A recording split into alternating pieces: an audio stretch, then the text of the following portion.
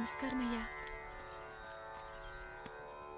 అయ్యా, మన ఈరిగాడికి సంవత్సరం క్రితం పెళ్ళయిందయ్యా. మొన్నటిదాకా తాడు బంగారంలో ఉన్న వాళ్ళ జీవితం ఇప్పుడు తాడు ఫ్యాన్లో మారిందయ్యా.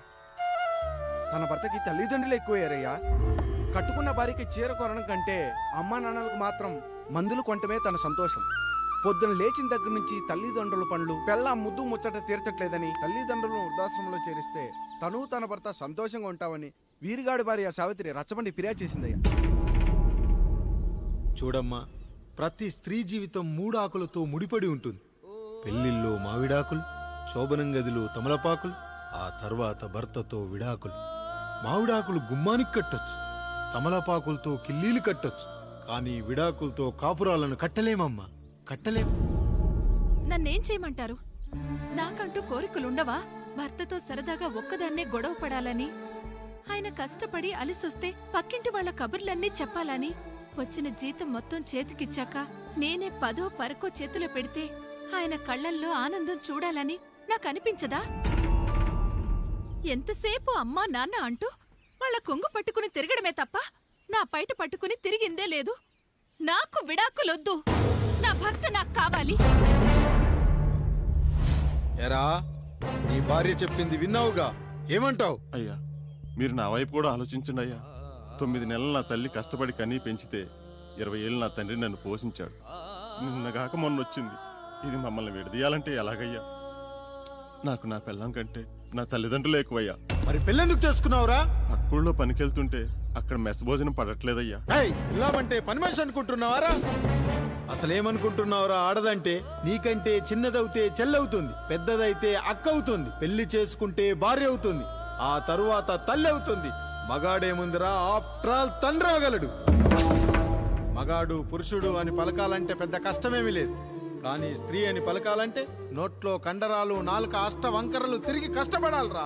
స్త్రీ జీవితం కూడా అంతే. మన దేశంలో స్త్రీని గౌరవించడం తరతరాలుగా వస్తున్న సాంప్రదాయం. ఆ సాంప్రదాయం ఎంత గొప్పదంటే జంతువుల్ని కూడా పిల్లి పిల్ల, కుక్క పిల్ల, పంది పిల్ల అంటాం గాని కుక్క పిల్లోడు, పిల్లి పిల్లోడు, పంది పిల్లోడు అని అనమరా. అంత గొప్పదిరా మన సాంప్రదాయం. మీరు ఎన్నైనా చెప్పండి, దాన్ని ఏలుకోవటం నా వల్ల కాదయ్యా.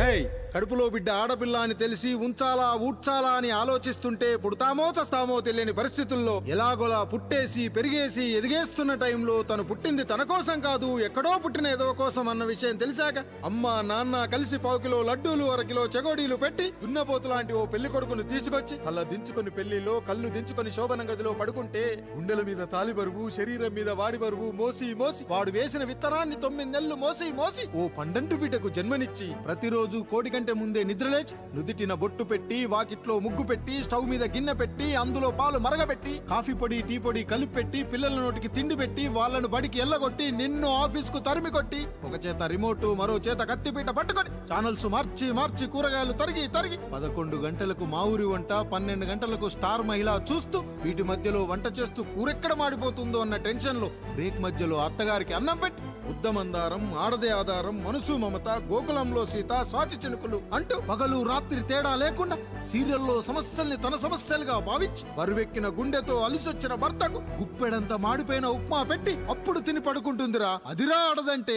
అలాంటి నీ భార్యను వదిలేస్తానంటావా? Bloody fool!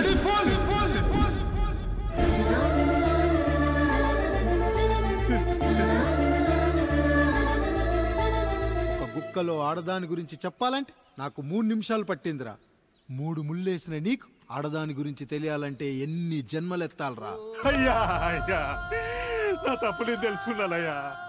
నా తల్లిదండ్రులు నేను వదిలేస్తానయ్యా. నా పిల్లల్ని నాకు ఇప్పించున్నాయ్యా. నువ్వు తప్పు మీద తప్పు చేస్తున్నావు. నీ భార్యను తిరిగి ఏలుకోవడానికి నీకు హక్కు లేదు. ఈ రాయుడు తీర్పిస్తున్నాడు. ఈ ఈరిగాడు మాత్రం తమ తల్లిదండ్రులతో ఉండాలి, కానీ ఈవిడకు మాత్రం భర్త కావాలి. ఈమెకు అభ్యంతరం లేకపోతే నేను పెళ్లి చేసుకుంటాను.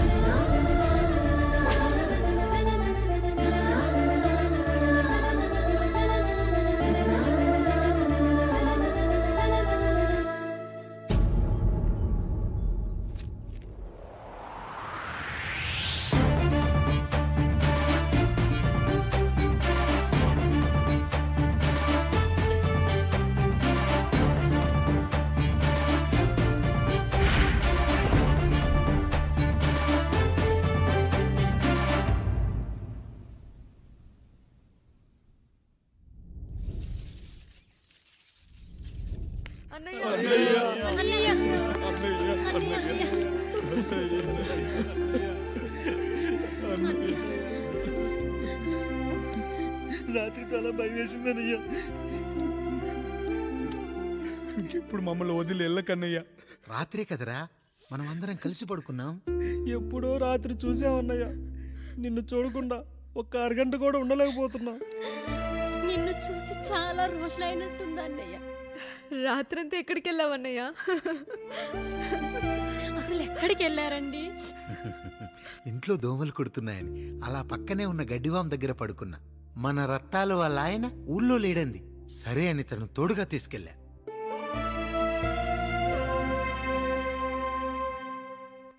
మీ సావుకటే మీ కుటుంబాన్ని నుంచి మిమ్మల్ని విడదీయాలయ్యా. అప్పటి వరకు మేము కళ్ళు తెరిస్తే మా కళ్ళ ముందు ఉండాలి, కళ్ళు మూస్తే మా కళ్ళలో ఉండాలయ్యా. నమస్కారం రాయుడు గారు.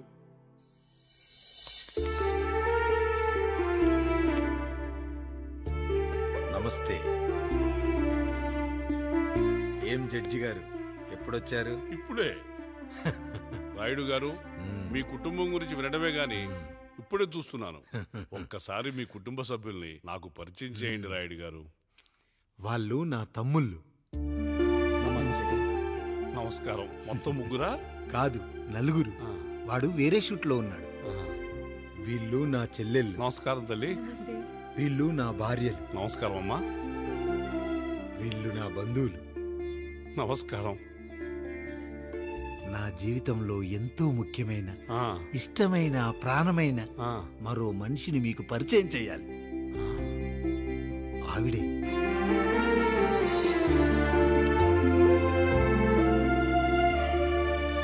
నమస్తే తల్లి. ఆవిడ మా పని మనిషి. తను వాళ్ళ అమ్మాయి. నాకు కూతురు లాంటిదే.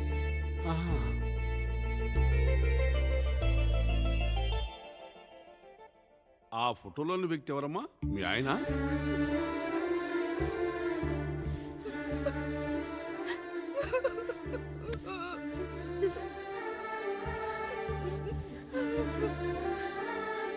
చనిపోయారా? అయ్యో లేదండి. ఎక్కడ పడితే అక్కడ, ఏది పడితే అది వాగుతున్నాడని పోలీసులు నగర బహిష్కరణ చేశారండి. మళ్ళా ఎప్పుడొస్తాడు? నెక్స్ట్ సీన్కి వచ్చేస్తాడండి. ఈ అనుబంధాలు, ఆప్యాయతలు చూసిన తర్వాత నాకు ఒక కోరిక కలుగుతుంది రాయుడు గారు. మీరు కాదనరనే ధైర్యంతో అడుగుతున్నాను. అడగండి. నాకు ఒక్కతే కూతురు. ఆమెను మీ కుటుంబంలో సభ్యురాలుగా చేసుకుంటారని. తప్పకుండా. నా భార్యలకు అభ్యంతరం లేకపోతే తనను నేను పెళ్లి చేసుకుంటా.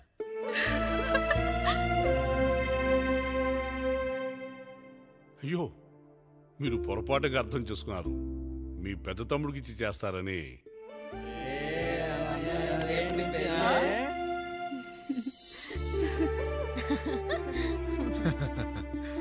తప్పకుండా తప్పకుండా. ఒక మంచి రోజు చూసుకొని మీ ఇంటికి అమ్మాయిని చూసుకోవడానికి వస్తాం. ధన్యుణ్ణి రాయుడు గారు, ధన్యుణ్ణి. రండి రండి రాయుడు గారు. మీలాంటి పెద్దలు మా ఇంటికి వచ్చి మా అమ్మాయిని మీ కోడలుగా చేసుకోవటం. ఇంకా రాయుడు గారు ఏంటి బావగారు? బావగారు అని పిలవండి. సంతోషం. రండమ్మా. త్వరగా అమ్మాయిని పిలిపించండి. మా వాడు అసలే ఆగలేకపోతున్నాడు. మా వాడు చిన్నప్పటి నుంచి అంతేనండి. కక్కొచ్చినా ఏమొచ్చినా ఆపుకోలేడు. త్వరగా మీ అమ్మాయిని పిలిపిస్తే ఆ కళ్యాణం ఏదో చేసేద్దాం. అమ్మా జయమాలిని, అమ్మాయిని చూసురా.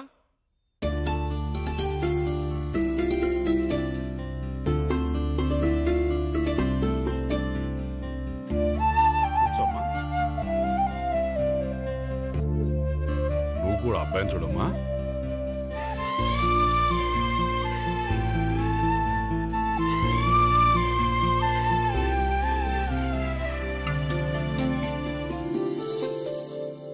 మా అమ్మాయి అని చెప్పుకోవడం కాదు గాని అసలు ఈ కాలపిల్ల కాదు బావగారు.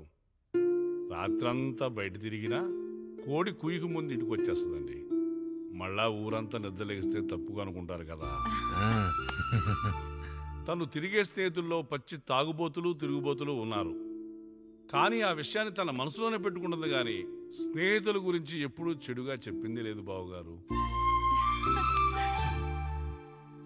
దీని చిన్నప్పుడే నా భార్య కారు డ్రైవర్తో కలిసి పక్క సందులోనే కూరగాయల మార్కెట్కి వెళ్ళి తప్పిపోయారు.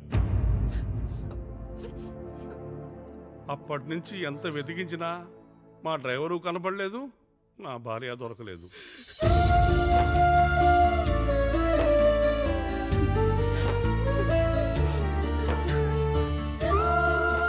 అమ్మ నాకు చాలా ప్రేమ పంచింది నాన్న, అది ఊరంతా పంచుతానంటుంది నా బిడ్డ. నేను కాదనలేదు. అలాంటి నా కూతురు ఇవాళ మీ కోడలవటం నిజంగా నా అదృష్టం బావగారు. ఈ రోజు నుంచి మీ అమ్మాయి మా ఇంటి బిడ్డ. అమ్మాయి నచ్చిందా బాబు? నచ్చిందా?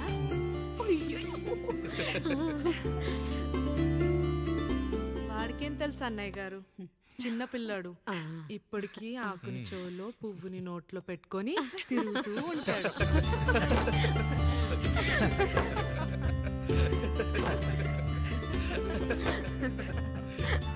ఇంకంత శుభం అన్నమాట. ఇక తాంబూలవి మార్చుకుందాం. ఒక నిమిషం ఆగి, నేను చెప్పేది ఒకసారి నా మాట నిన్నొక్క క్షణం కూడా ఉండను. ప్లీజ్. అమ్మా శారదా, పెద్దవాళ్ళు వచ్చారమ్మా, మనల్ని చూస్తున్నారు. అమ్మాయికి పెళ్లి చూపులమ్మా. ఈ టైంలో నువ్వు ఇలా అలర్ట్ చేస్తే దాని జీవితం నాశనం అవుతుంది తల్లి. లోపలికి వెళ్ళు, తాత మాట్లాడదాం. ఇక్కడ మీ కోడలు కాపురం కాలిపోతుంటే మీరు ఆ మంటల్లో మీ కూతురు పెళ్లికి కాఫీలు పెట్టిస్తున్నారా? ఈ ఇంట్లో నేను ఇంకొక క్షణం కూడా ఉండను. ఒక్క నిమిషం తల్లి, అసలు ఏం జరిగిందో నాకు చెప్పమ్మా. ఈయన మంచోడని 6 నెలల క్రితం నాకు పెళ్లి చేశారు. మొదట్లో బాగానే ఉన్నాడు, ఆ తర్వాత ఒక రోజు మందు కొట్టాడు. పోనీ తాగింది దిగాక మంచోడుగా ఉంటాడు అనుకుంటే ఈ మధ్య చెడు తిరుగుళ్ళు తిరుగుతున్నాడు. ఊరవతల చిన్నుళ్ళు కూడా పెట్టేశాడు. మీరే చెప్పండి రాయుడు గారు, ఈ ఇంట్లో నేను ఉండాలా, వెళ్ళిపోవాలా, ఈయన్ని వదిలేయాలా, అక్కర్లేదా? వదిలేయాలమ్మా. వదిలేయాల్సింది నీ భర్తను కాదు, అతనిలోని లోపాలు. ఆశ్చర్యపోతున్నావు కదూ? ఒక మగాడి బాధ సాటి మగాడిగా నేను చెప్తానమ్మా. ఆడదాని ప్రేమ వెలిగించిన అగరొత్తి లాంటిది. ఒకడు వెలిగించగానే కొన్ని గంటల్లో బూడిదైపోతుంది. కానీ మగాడి ప్రేమ దీపం లాంటిది. తాను కాలుతూ కూడా నలుగురిని వెలిగించుకుంటాడు. ఆ వెలుగులో ఆనందాన్ని వెతుక్కుంటాడు. చూడమ్మా శారద, నువ్వు కాకిలోని నలుపును చూస్తున్నావు, నేను దాని రెట్టలో తెలుపును చూస్తున్నాను. మొగడు మందు కొట్టొస్తే నిన్ను కొట్టలేదని సంతోషపడాలి గాని బాధపడకూడదమ్మా. ఇక చిన్నిల్లు సంగతి అంటావా? రుచిగా ఉందని లొట్టలేసుకుంటూ సగం తిన్న బిర్యానీలో కుక్క మూతి పెట్టిందని తెలిసాక దాన్ని పారేసుకుని ఆకలిని చంపుకోవడం కంటే నాకింది మనింటి కుక్కే కదా దాని మూతిపళ్ళు రాలగొట్టి ఇంట్లో కట్టేయాలి. నీ భర్త కూడా అలాంటి కుక్కలాంటి వాడేనమ్మా.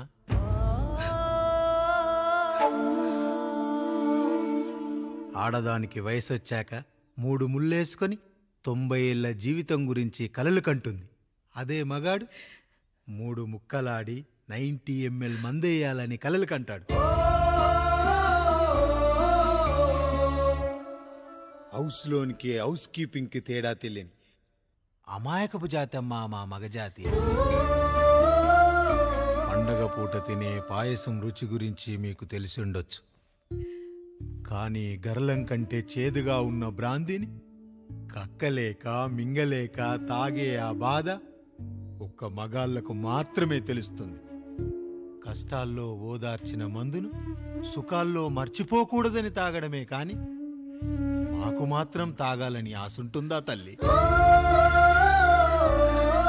చివరిగా ఒక్క మాట, కష్టాలు పొంగల్లో మిరియాల్లా మనకే వస్తాయి, కానీ సంతోషాలు ఉప్మాలో జీడిపప్పులా పక్కనోడుతో ఉంటాయి. ఎదుటివాడి ఉప్మాలో కూడా పనికిరాని కరివేపాకుంటుందని సర్దుకుపోవడమే జీవితమమ్మా. రాయుడు గారు, నన్ను క్షమించండి. రాయుడు గారు, నన్ను క్షమించండి. నా తప్పు నేను తెలుసుకున్నాను. ఈ రోజు నా 2 బిడ్డల జీవితాన్ని కాపాడారు రాయుడు గారు. ఈ శుభ కార్యక్రమాన్ని కూడా మీరే జరిపించండి. తప్పకుండా.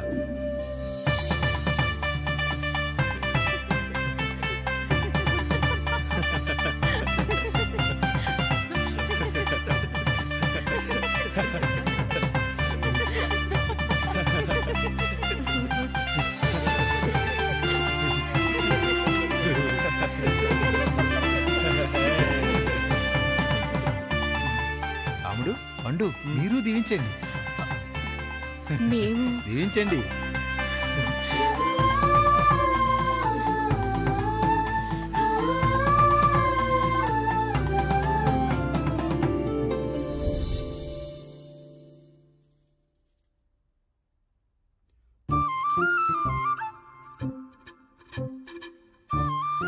తింటారా?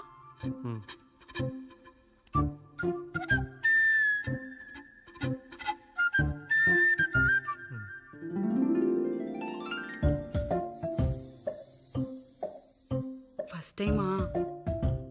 అవును, మీకెలా తెలిసిపోయిందండి? అంటే మా బామ్మ చెప్పింది.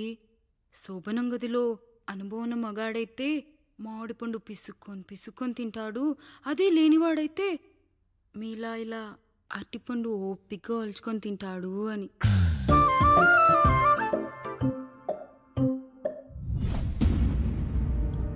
ఏంటవి?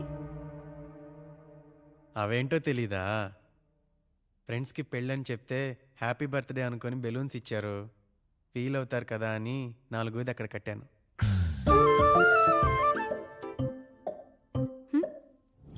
ఈ అన్నీ వచ్చాడు.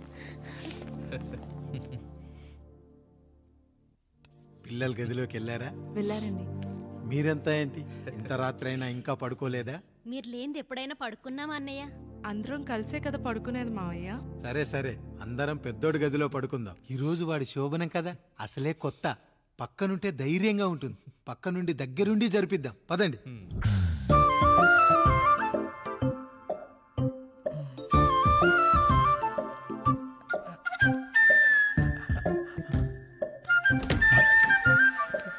కానివ్వండి రా, కానివ్వండి కానివ్వండి.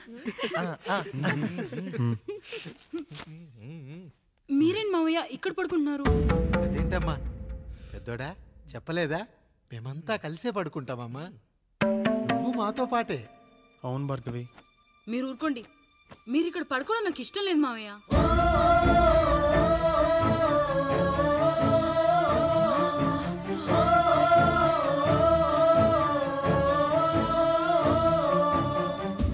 అదేంటమ్మా అలా అంటావు?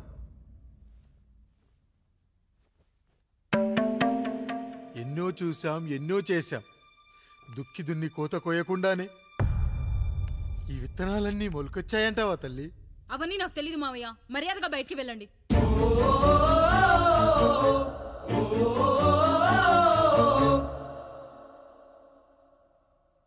కనీసం ఆ మూలనైనా పడుకుంటామమ్మా. నువ్వైనా చెప్పరా పెద్దోడా? అంటే తను ఇబ్బంది పడుతుంది కదా నాన్న.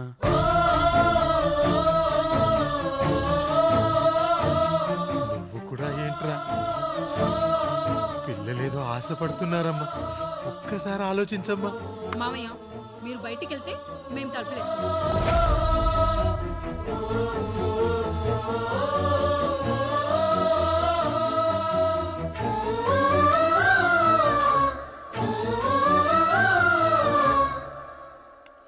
వేసుకోండి అమ్మా, వేసుకోండి. తలుపులు వేసుకోండి.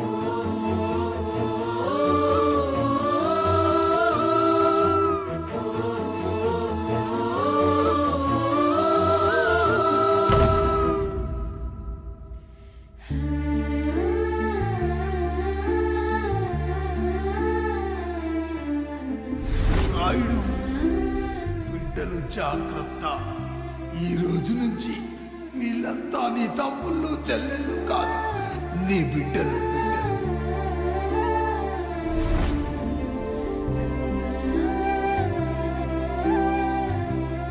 జానకి, ఏమండి? సావిత్రి, ఏమండి? లక్ష్మి, ఏమండి? మన గదిలోకి పదండి. ఇక నుంచి ఎవరి పిల్లలతో వాళ్ళ గదిలోనే పడుకోవాలి. ఇది ఈ రోజు నుంచి ఈ వంశానికి రాస్తున్న కొత్త శాసనం. అయ్యా అలా అరకండి అయ్యా, మీరు లేకుండా మేము ఎప్పుడైనా విడిగా పడుకున్నాము. అంతా కలిసే కదయ్యా పంచుకున్నాం. వెళ్ళరా వెళ్ళు. నీకు భార్య ఉంది, నీకు పడగది ఉంది. వేసుకోండి రా, మీరు వేసుకోండి. తలుపులు వేసుకోండి. మీరు కూడా ఏంటండి పిల్లలేదు? చిన్న పిల్లల వాడిని ఉయ్యాల్లో ఆడించేటప్పుడు పక్కనే ఈ నాన్నకు కావాలి. బడికెళ్ళేటప్పుడు పక్కనే ఈ నాన్న కావాలి, గుడికెళ్ళేటప్పుడు కూడా పక్కనే ఈ నాన్న కావాలి. కానీ శోభనం గదిలో మాత్రం పక్కనే ఉంటానంటే బరువయ్యాను జానకి, బరువయ్యాను.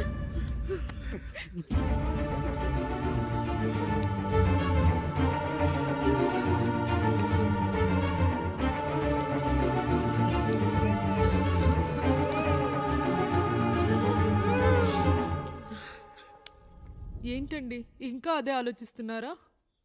ఎలా మర్చిపోగలను లక్ష్మి? జరిగింది ఏదో జరిగిపోయింది, మీరు బాధపడకండి. ఎంత మాట అన్నాడో చూసావా? నా భార్య ఇబ్బంది పడుతుంది, బయటికెళ్ళండి నాన్న అన్నాడు. వాణ్ణి ఎలా పెంచాను? చదువుకుంటే పై చదువులకు వాడు వేరే ఊరు వెళ్లాల్సి వస్తుందని చదివే మాన్పించేశాను. జ్వరం వస్తే ఆ మాత్రలు చేదుగా ఉంటాయని నేనే మింగాను. నోరు తెరిచి అమ్మ కావాలన్నప్పుడల్లా ఎంతమంది అమ్మల్నిచ్చాను. నాన్న అన్న ప్రతిసారి నాన్నల్ని ఇవ్వలేకపోయానని వాడికి నా మీద కోపమో ఏమో జానకి.